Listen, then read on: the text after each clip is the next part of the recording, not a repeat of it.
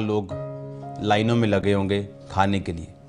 और मैं आपसे फिर कह रहा हूं कि ये जो लाइनों में आप देख रहे हो ये एक ट्रेलर है। ये आप फिर, जैसे मैंने कहा था कि ये मीटिंग आप मुझे रिकॉर्ड करना, क्योंकि ये मैं चलाऊंगा। मैं आज फिर आपको ये कह रहा हूं कि मेरी आज की बात रिकॉर्ड करना, मैं इसको चलाऊंगा। आने वाले समय में आपको इतना तैयार रहना पड़ेगा, क्योंकि ये लास्ट वायरस नहीं है। इसके बाद भी चीजें आएंगी और वो इतनी भयानक होंगी कि सरकार को सोशल मीडिया बंद करना पड़ेगा, क्योंकि सोशल मीडिया पे उनकी बीमारी की इतनी भयानक पिक्चरें होंगी कि लोगों को अटैक होने शुरू हो जाएंगे, पैनिक, घबरा जाएंगे लोग, और सरकार को सोशल मीडिया बंद करना पड़ेगा। पर बाइबल कहती तुम्हारा मन व्याकुल ना हो। क्यों? क्योंकि शैतान का मसीही लोगों के ऊपर, खुदावंद के लोगों के ऊपर कोई भी अधिकार नहीं। परमेश्वर, बाइबल कहती है, अपने लोगों से आने वाले समय की बातें करता आया। परमेश्वर ने कहा, अब्राहम में से मैं कुछ छुपा के रखूं जो मैं करने वाला हूं। अब्राहम जो मेरा दोस्त है, बाइबल कहती वो अपने दासों पर अपना मर्म प्रकट किए बिना कुछ भी नहीं करेगा। परमेश्वर, जो मैं आपसे कह रहा हूं कि ये सिर्फ एक ट्रेलर है। आने वाले दिनों में लोग बेसिक्स के लिए लड़ेंगे, खाने के लिए लड़ाई होगी, राशन मिलना बहुत बड़ी प्रॉब्लम होगी, लेकिन ये अंतिम दिन होंगे जब कलीसिया उठा ली जाएगी और उसके बाद का ये सीन होगा। और परमेश्वर आपको दिखा रहे हैं कि आपको तैयार रहना है। आपको एक दिन आएगा जब यीशु मसीह हमें रैप्चर हो जाएगा और कलीसिया एकदम से, क्रिश्चियन लोग गायब हो जाएंगे और स्वर्ग की ओर चले जाएंगे।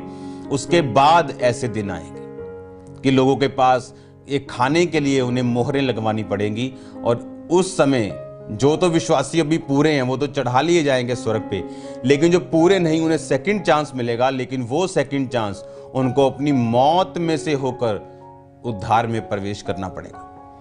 आज लोग समझ रहे हैं कि पिछले सालों से पवित्रताई का प्रीच चल रहा है, हमने सालों से पवित्रताई का प्रचार सुना, लेकिन माना नहीं। अब वो दुखी हो रहे हैं क्योंकि उन्हें मालूम है कि परमेश्वर न्याय कर रहा है, परमेश्वर जज कर रहा है लोगों को। और ये सिर्फ कलीसिया के लिए एक ट्रेलर है। परमेश्वर दिखा रहा है कि अंत के दिन, बाइबल कहती, इतने भयानक होंगे कि जो सृष्टि के पैदा होने से अब तक लोगों ने कभी नहीं देखे। मैं आपको फिर कह रहा हूं, मैंने एक वर्ड इस वीडियो में बोला था कि आपको तैयार रहना पड़ेगा, आपको हथियार रखने पड़ेंगे, क्योंकि ऐसे बुरे दिन देशों पर आने वाले जो उन्होंने कभी नहीं देखे। और मैं आपको हथियारों के बारे में जनवरी से बता रहा था, क्योंकि बाइबल कहती परमेश्वर के सारे हथियार बांध लो ताकि तुम बुरे दिनों का सामना कर सको। आपको यह बात समझने की क्यों मैं आपको यह बता रहा था कि परमेश्वर ने कहा इसका मतलब बुरा दिन आएगा। परमेश्वर ने कहा मेरे सारे हथियार बांध लो, यिर्मयाह 6:10 में, क्योंकि ताकि तुम बुरे दिनों का सामना कर सको और सब कुछ पूरा करके स्थिर रह सको। याद रखो, आज परीक्षाओं के दिन हो सकते हैं, लेकिन मसीही लोगों को इस परीक्षा में घबराना नहीं, क्योंकि मेरा परमेश्वर आपके साथ खड़ा रहेगा। डिवाइन हेल्पर्स आपके साथ खड़े रहेंगे। परमेश्वर आपके इंतजामों को पूरा करेगा। वो आपको इस परीक्षा में जब परख के साथ देख लेगा, इस परीक्षा के निकल जाने के बाद आप आशीषित, आप शांति से भरे हुए अपने आप को पाएंगे। एक बात को याद रखो, ये तैयारी चल रही है परमेश्वर के आने की, अंत के दिनों की तैयारी है। परमेश्वर अपने कलीसिया को तैयार कर रहा है और दिखा रहा है कि देखो ये ट्रेलर, 21 दिनों में तुम्हारा ये हाल, अभी 21 दिन भी पूरे नहीं हुए। सोचो अगर ये सदा की चीज हो जाए, कलीसिया के जी उठने के बाद, जब कलीसिया रैप्चर में चली जाएगी और स्वर्ग में चली जाएगी और उसके बाद शैतान का नीचे उसको पावर दी जाएगी, सोचो उन दिनों में क्या हाल होगा। जो लोग जिन्होंने तौबा नहीं की होगी और परमेश्वर के साथ वो जीवित नहीं उठाए जाएंगे। सोचो जो लोग रह जाएंगे उनको फिर मालूम होगा कि हमें तौबा करनी है, लेकिन बाइबल कहती है उस तौबा के लिए उन्हें बड़े बड़े मूल्य अदा करने पड़ेंगे, अपनी जान की कीमत तक देनी पड़ेगी। और जो लोग हार जाएंगे, शैतान के सामने घुटना टेक देंगे और दुष्ट के सामने झुक जाएंगे, उन्हीं को खाना मिलेगा। यह टाइम कलीसिया के तैयार रहने का, मैं फिर कह रहा हूं, यह टाइम यीशु मसीह के आने का है, कलीसिया के तैयार रहने का। और मैं कह रहा हूं फिर आपसे कि आपको जब, अगर आप तैयार हो तो आप किसी वायरस से डरोगे नहीं, क्योंकि यह आपको नरक में नहीं भेज सकता।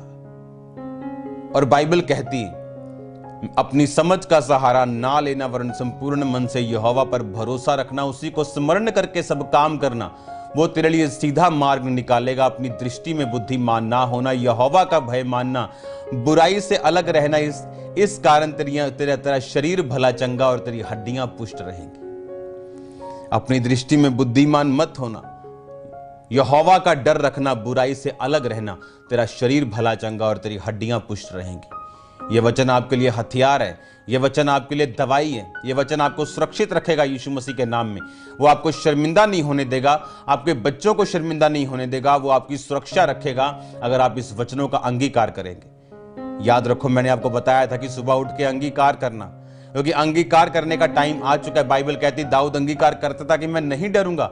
इसका मतलब ये नहीं था कि वो डर नहीं रहा था, वो डर रहा था, डर उसके दिल में था, मौत का डर उसके दिल में था जब शाऊल उसका पीछा करता था। लेकिन बाइबल कहती अपने मुंह से वो यही बोलता था, मैं नहीं डरूंगा, क्योंकि यहोवा मेरी शरण स्थान है, मेरे छुपने का, मेरे लुकने का स्थान है, वो मेरी ढाल है, वो मेरी चट्टान है। इस तरह की बातें दाऊद अपने मुंह से बोलता था। और बाइबल कहती मुंह से निकला हुआ वचन, घोषित किया गया वचन, डिक्लेयर्ड वर्ड ऑफ गॉड जो है वो खाली कभी वापस नहीं आता, लेकिन वो वही घोषित कर सकते जिनका परमेश्वर के साथ संबंध अच्छा है।